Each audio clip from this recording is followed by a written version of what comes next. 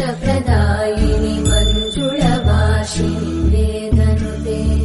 पङ्कजवासिनि देवसुपूजित सद्गुणवर्षिणि शान्तियुते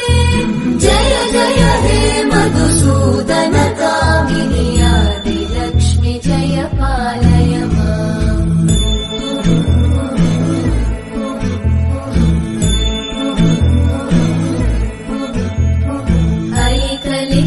ऐकलिकल्मषनाशिनि कामिनि